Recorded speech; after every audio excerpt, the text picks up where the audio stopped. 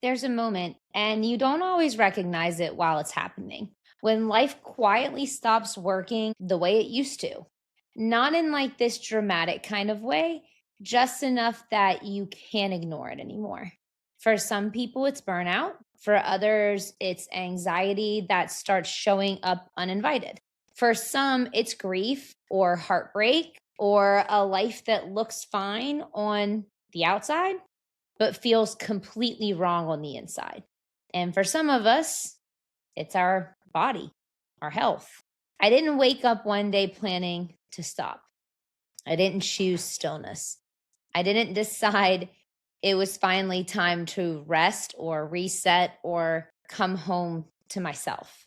My body chose that for me. It shut things down in a way I couldn't override. It took away my ability to push through. It stripped me of independence and control and the version of myself that knew how to keep going no matter what. And at first, I thought my body had betrayed me. But now, looking back, I can see it differently. My body wasn't working against me, it was protecting me from a life I was no longer meant to survive.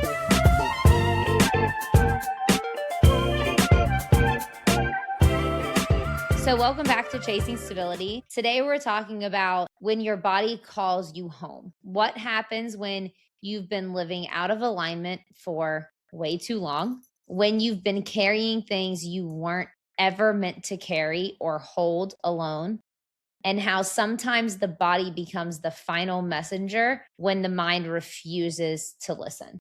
This isn't an episode about diagnosis or timelines or fixing yourself, anything like that.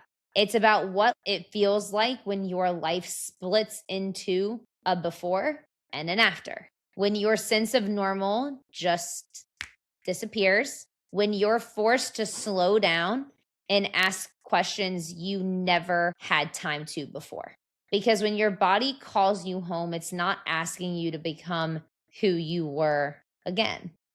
It's asking you to become who you actually are.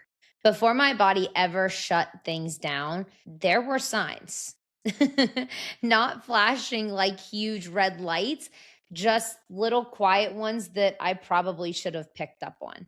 The kind you explain away because you're still functioning. On the outside, I was doing life, showing up, keeping plans, being reliable, being fine. But internally, something had already started to pull away from that person that I used to be. I was living in a version of myself that didn't quite fit anymore. Saying yes when my body wanted to say no. Being agreeable when I felt depleted. Staying in spaces and relationships and expectations that required me to be smaller and quieter, tougher than I actually was. I didn't even realize how disconnected I was from myself because I was so good at adapting to it. That's what living out of alignment often looks like. It's not you falling apart. You're not constantly adjusting and being accommodating. You're twisting yourself slightly to fit rooms you've outgrown, convincing yourself that discomfort is just part of adulthood. I ignored exhaustion because I told myself everyone's tired. I ignored anxiety because I thought it meant I needed to try harder. I ignored intuition because logic seemed safer. But your body doesn't speak in words, it speaks in patterns, in tension that never releases, in sleep that doesn't restore you, in a nervous system that always is on edge. And the longer you live disconnected from yourself, the louder the body has to get to be heard. Looking back, I can see it, 2020 vision, right? I wasn't listening, I was surviving. And survival will always eventually cost you something because alignment isn't about having the perfect life or what looks like that. It's about living a life that doesn't require to abandon yourself and who you actually are at your heart every day just to keep it running. And when you don't choose realignment willingly, your body will choose it for you. Back before my body ever shut down, my life looked pretty normal. But on the inside, it was getting extremely loud. I was partying all the time, not in a carefree, fun kind of way, but in a numbing way. I was brutally heartbroken on the inside that never made its way out fully, and acting out a version of myself I barely recognize now looking back. I hurt someone I never would have hurt if I had been healthy and grounded or honest with myself. But instead of sitting with that guilt and grief or trying to make amends with it, I ran from it. I tried to hide from it all, from my friends, from my family, and honestly from myself. I kept telling everyone I was fine. I convinced myself I was just having fun or starting over, when really I was just avoiding accountability and stillness at all costs. I didn't want to look too closely at who I was becoming because I knew it didn't align with who I actually was at my core and who I wanted to be. So I did what a lot of us do when things feel too heavy.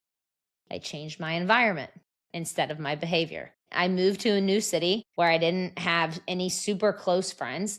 I told myself I needed a fresh start, a clean slate, a new version of life where no one knew me well enough to see the cracks. And for 1 month, that worked for me.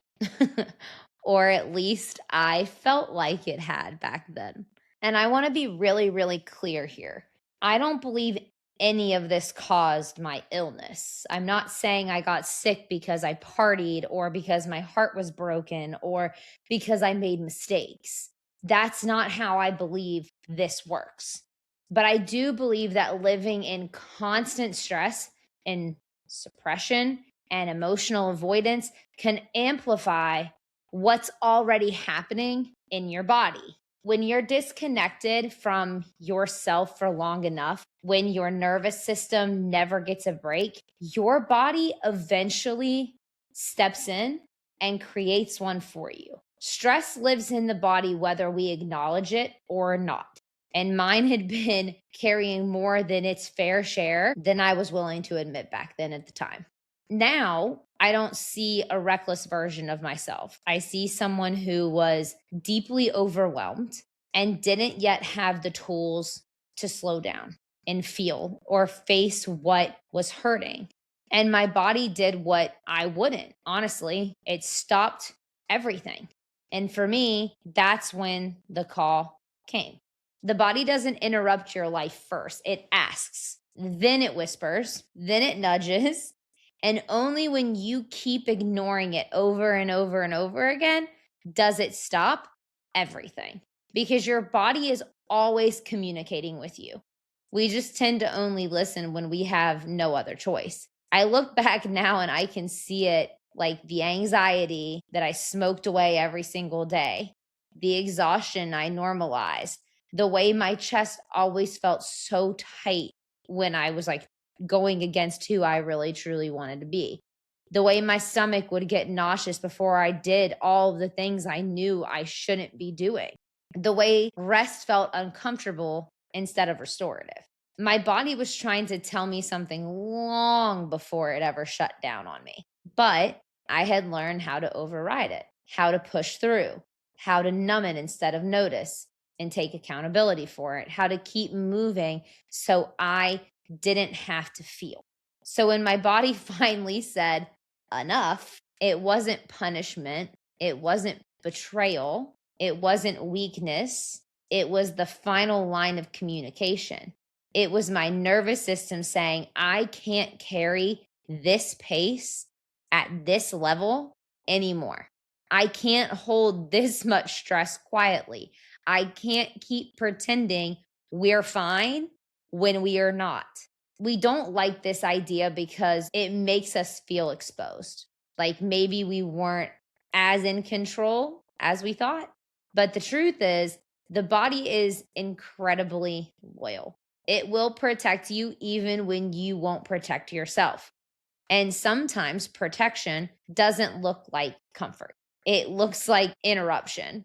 It looks like forcing you to stop running, forcing you to listen, forcing you to come back to yourself. I didn't choose stillness.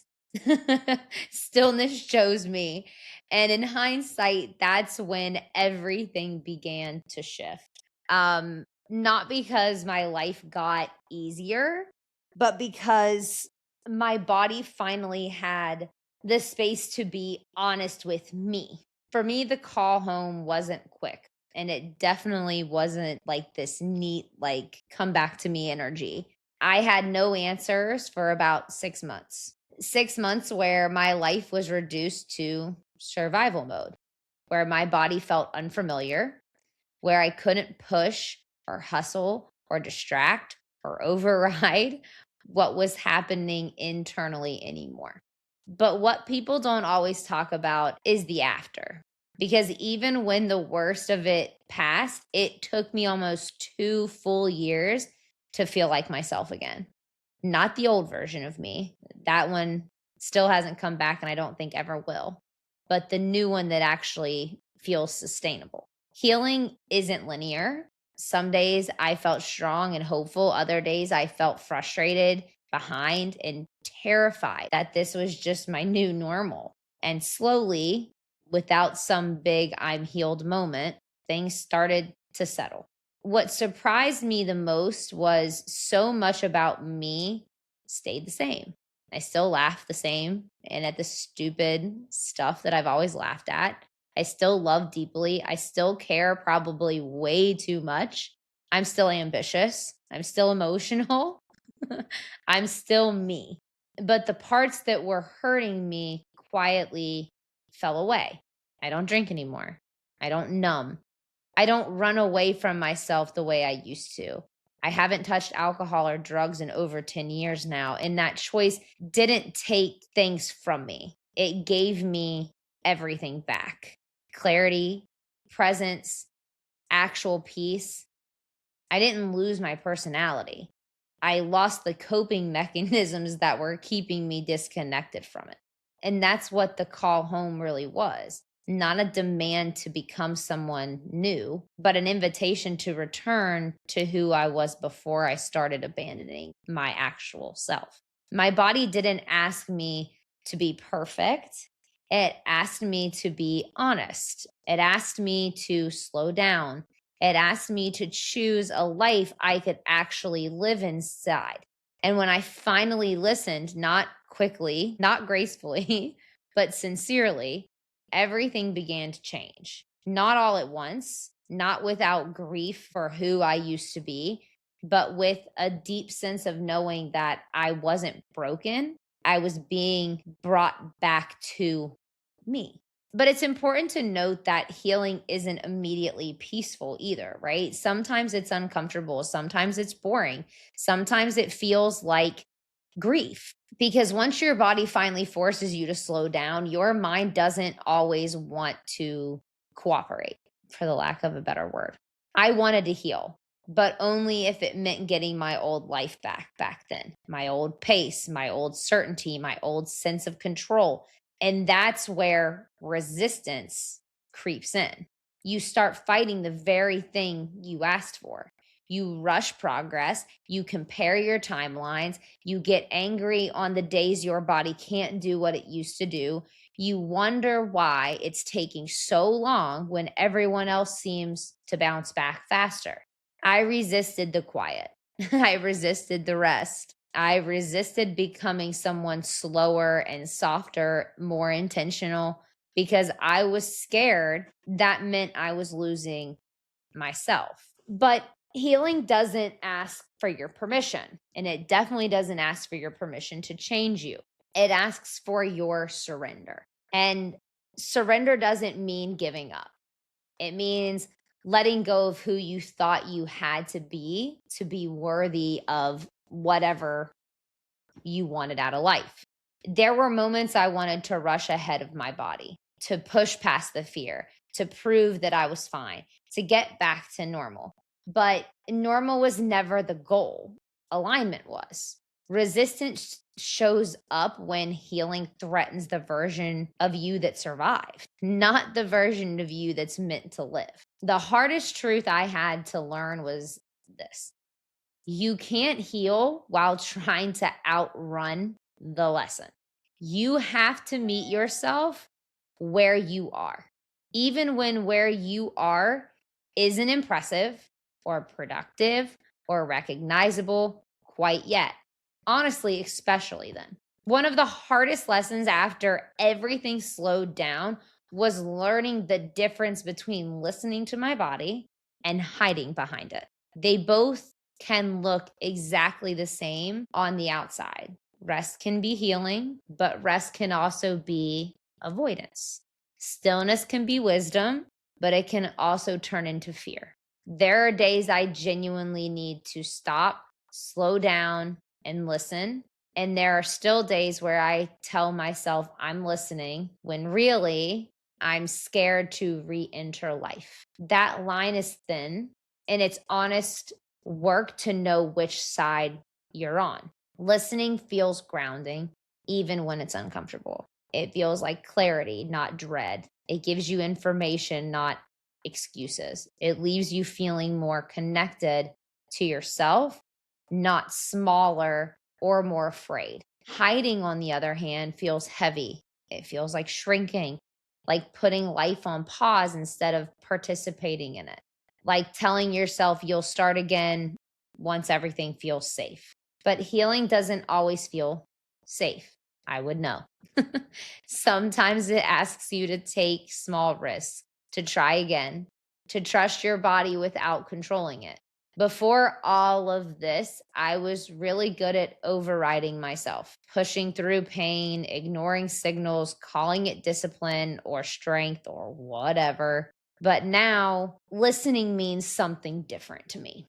It means asking, am I honoring my true self, or am I avoiding discomfort? Does this choice expand me or keep me frozen? Am I acting from intuition or from fear dressed up as self-care?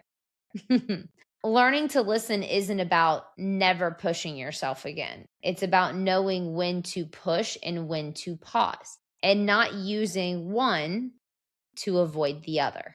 Because the goal isn't to live cautiously, it's to live aligned. And alignment doesn't silence your body, it partners with it. When you stop overriding yourself, your body stops needing to interrupt your life so loudly. It trusts that you're finally paying attention to it. And that trust, that's where real healing starts to settle in. What I didn't expect was that rebuilding trust with my body and coming home to myself would happen at the same time and feel equally unfamiliar and scary.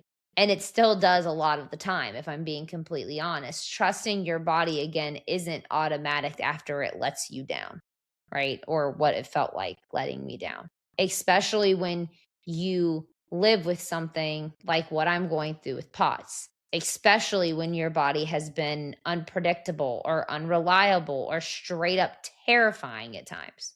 For me, rebuilding trust isn't about listening, it's been more about believing again. Believing that when my body says no, it's protecting me, not betraying me. Believing that rest isn't regression. Believing that movement doesn't always mean collapse. And that's hard. There are days when trusting my body feels like stepping onto like extremely thin ice that's already cracked a little. There's fear there. There's hesitation. There's this quiet voice that says, what if it all happens again? What if your body just shuts down overnight all again? But here's what I've learned, and I still have to remind myself most days. Trust isn't rebuilt through these big leaps of like action. It's rebuilt through small agreements you keep with yourself. Showing up gently, stopping when you need to, trying again without punishing yourself for what your body or mind can't do yet. But at the same time, I've been coming home to myself, and that's been its own kind of scary. Because when you start living more honestly, you realize something extremely quick. Not everyone is going to recognize you anymore. Most people won't recognize you at all. Some people were comfortable with the version of you who overextended or overexplained or overperformed, the version of you who didn't ask for much, the version of you who stayed quiet to keep the peace. Coming home to yourself means choosing alignment over approval. And that can feel extremely lonely at first. There's this strange grief that comes with it, wanting to be fully yourself, but knowing it will cost you relationships and dynamics or identities that once felt safe. So I had to stop focusing on what I might lose and start asking what I could finally grow. Because coming home doesn't make your world smaller, it makes it truer. And rebuilding trust with your body while returning to yourself, it's not about going back to who you were before everything happened. It's about becoming someone more honest and more grounded and more present than you've ever been before. I'm still doing both daily. Some days it feels steady, some days it feels fragile, but it still feels real in either circumstance. And for the first time in probably over 10 years, my body and my life are on the same side, at least for the most part. So if any of this feels familiar, if your body has been asking you to slow down, if your anxiety feels louder than your thoughts, if your life looks fine on the outside, but something inside you feels off, this is your invitation.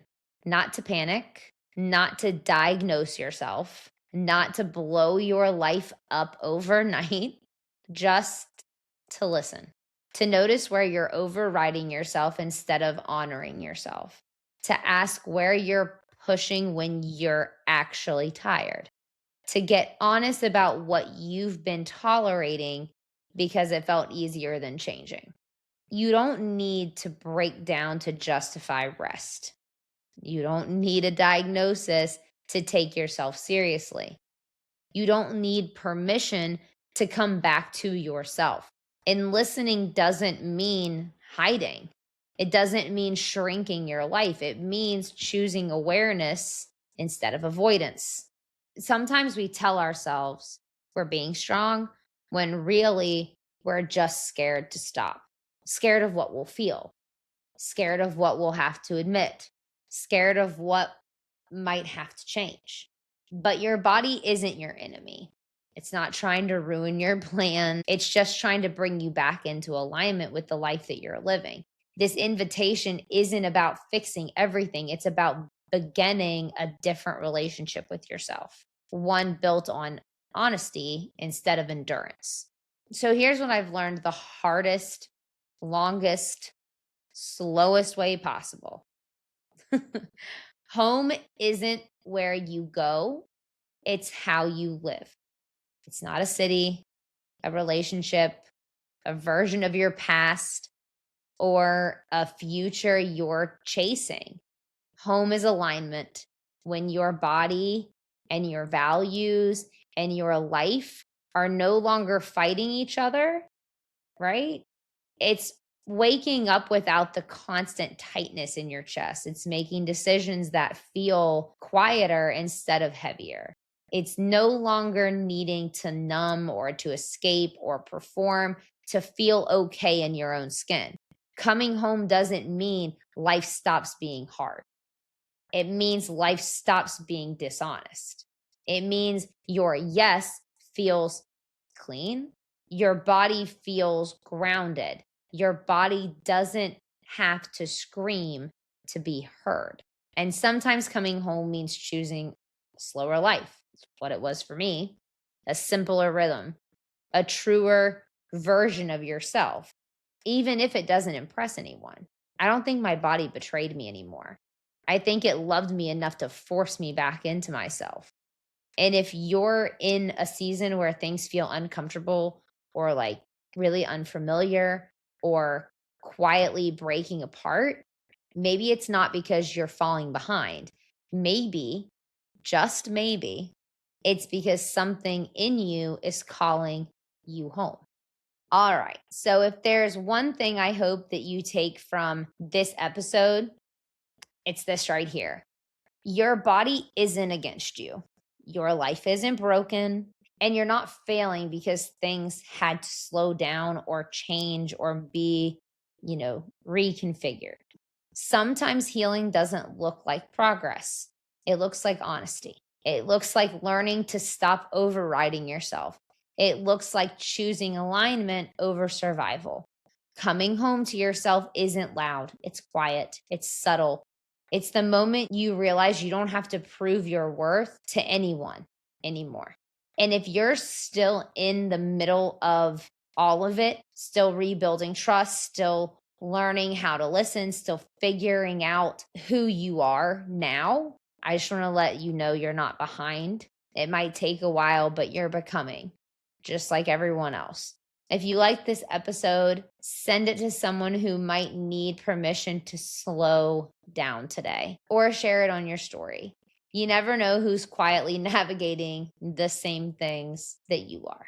And if you haven't already, please make sure you're following Chasing Stability so we can keep having these honest conversations together about all the things no one ever talks about. Thank you all so much for being here today. I love you all so, so, so, so much. And as you move through the rest of your week, please just remember to slow down when you need to. Listen to yourself and your heart and your intuition. You're allowed to take your time. This is Chasing Stability, and I will meet you in the in between next Tuesday.